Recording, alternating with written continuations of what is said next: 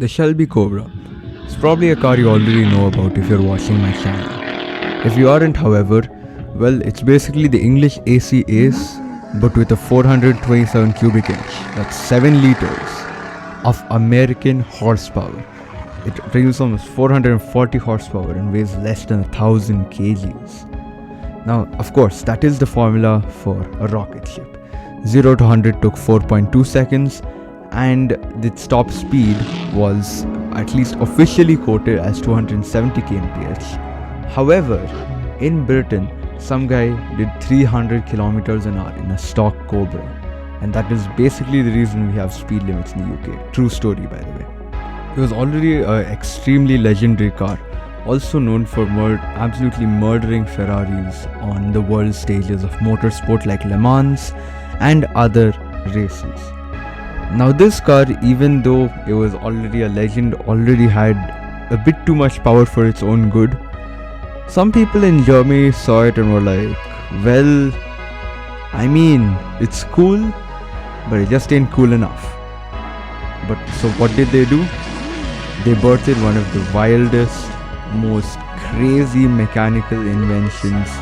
No, I'm saying mechanical inventions, not even the coolest car. It is the coolest car by any standard, but it's also the coolest thing we've ever built. It's called the Weineck Cobra. Its engine displaced almost 13 liters and had almost 1200 horsepower. This was all in a car weighing less than 1000 kgs. Okay, and this thing had minimal air conditioning, minimal air comfort, and by what is by far the hugest bonnet air intake of any car of any time. You cannot prove me wrong. However, nobody seems to talk about it. For some reason, nobody seems to talk about it. They just don't know about it. And also, only 15 were ever made. So, what is the story of this obscure legend? In this episode, we shall find out. Hi everybody, my name is Trijal. This is my channel Trijal Creates, and welcome back to another episode of the Tyre Smoke Podcast. In this episode, we shall be uncovering the story of the Weineck Cobra, an absolute underground legend. So first, we have to talk about, of course, the brand itself. And the story of the brand starts with, in this case, two men. They were Klaus and John Weineck. They ran a quiet drag racing operation in the village of Bad Gandersheim in Germany. Now, this was a very small village, and their tuning shop also was locally legendary. Why? Well, for example, they built a 2000 horsepower Ford Capri. Okay, now this had a 8.7 liter supercharged Chevrolet big block, and it did the quarter mile in 7.1 seconds. Okay, let me put that in context. Most supercars nowadays, stock I mean, are struggling to do a sub 9 second quarter mile, and this thing decided to do it in 7 seconds. Now, if that ain't crazy, I don't know what is. However, where our story starts is when Klaus decided to take a vacation to America in 1993. In America, he saw the famous Shelby Cobra for the first time in person. He instantly fell in love with the shape, the body, and somewhat the engine. However, being a drag racing builder, he thought that the Ford power plant was a bit weak. Let me give you some context. It was 7 liters, okay, and it produced almost 420 horsepower. Now that is not weak, my friend, but since he was mental, he decided it was weak, and he immediately started thinking about upping the power of this car. However, he did realize that the original 1960s AC Ace chassis would basically knot itself into a pretzel if you put any more than 500 horsepower into it. So what did he do? Well, he started fabricating his own completely unique MIG welded 4-inch tubular steel chassis. The first prototype of the Weineck Cobra was built upon this chassis with a quote-unquote modest 7.5 liter Chevy big block with roller camshafts making around 500 horsepower. Once they proved that the chassis was stiff enough to handle that much power, they decided to up the ante a little bit. How? By putting in a deep breath 10.2 liters engine into that chassis. Yes, a 10.2 liter big block. The horsepower stats were almost 700 to 800 horsepower on the second version. And they thought that, well, it was still not enough. So what did they do? They reached out to the American company Donovan Racing. Now these guys had already created the first aluminum aftermarket engine racing block in history, and also were pretty reputable in the world of top fuel dragsters. So they seemed like the perfect people for the job. So what did they do? Well, at first they tested out a Chevy and a Ford block, and they quickly realized that they really max out at 8.2 to 9.4 liters, because there's a certain limit to what you can bore an engine before you start cutting the engine block itself. To get over this, what they did was they custom casted an engine block with a 12-inch deck height. This allowed for the engine to be bored out to almost 12.9 liters. 12.9 liters. Most modern muscle cars and even muscle cars of the 80s stop at 6 or 8 liters. This 12.9 liters. They use the same technologies that go into building the engine for a top fuel dragster in this engine. And to give you a bit of context, top fuel dragsters are like the rockets of the automotive world. They are basically these 30-foot long things that have engines that are crazily sized, upwards of 10 liters at least, that run on pure methanol, which is, it's not even petroleum, it's methanol. It's basically alcohol which burns hotter, and they produce almost 5,000 horsepower. So well, that technology was used in making this engine. Most of your piston linings and everything was all top fuel dragster. In the end, on the dyno, this engine produced upwards of 1,200 horsepower. Now this was in the early 2000s.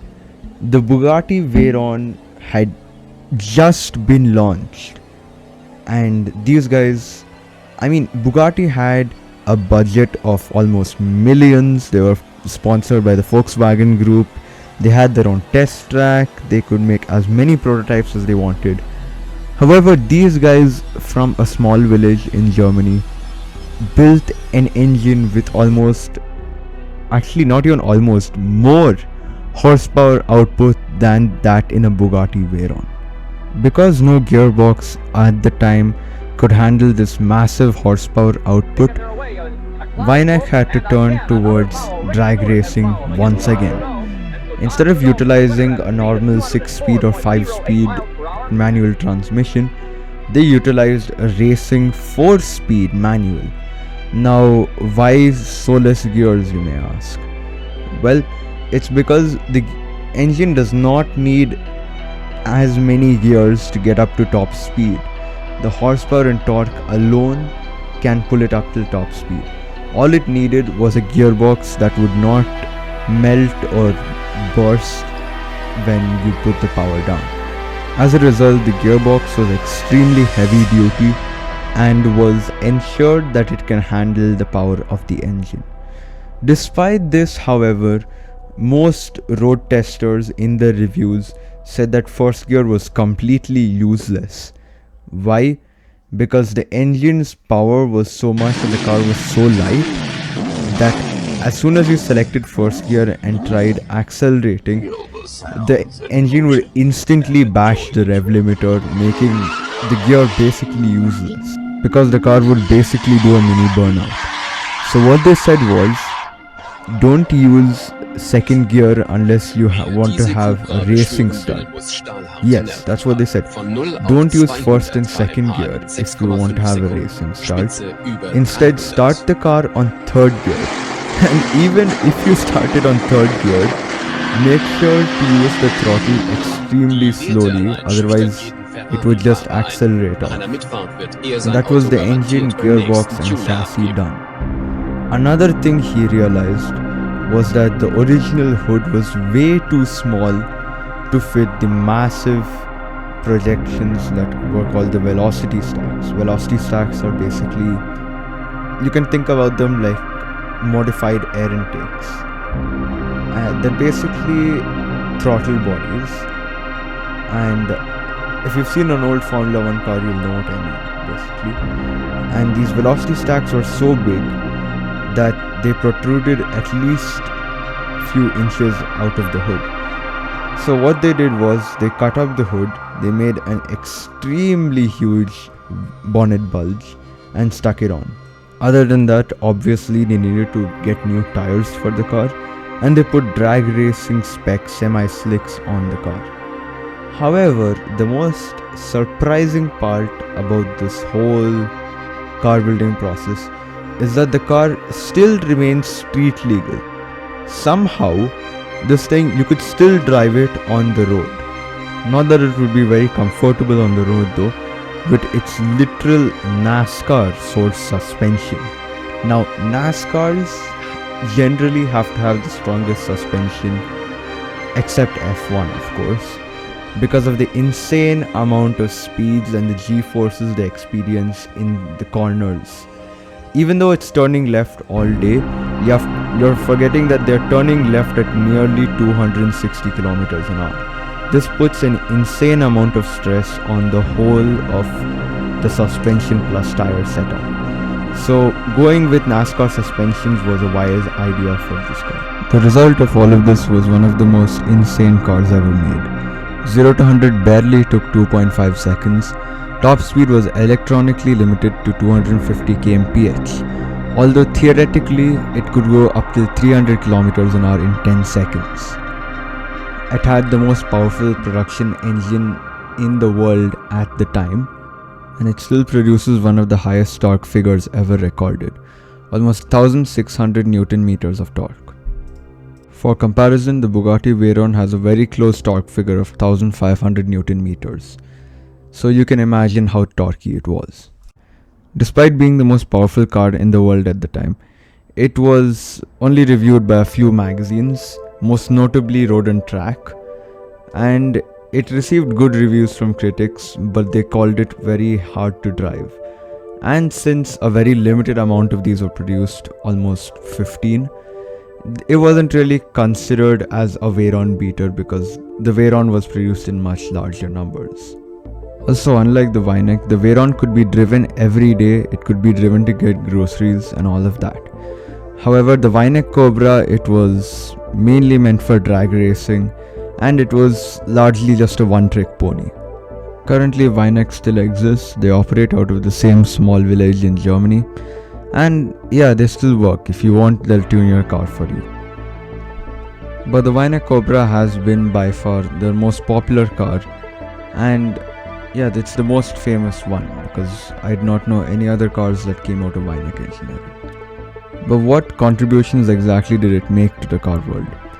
Well, for starters, while the Veyron and Chiron achieved their impressive power figures using 4 turbos and like a 4-stage setup, which is extremely complicated, and a V16 or W16 layout with 16 cylinders.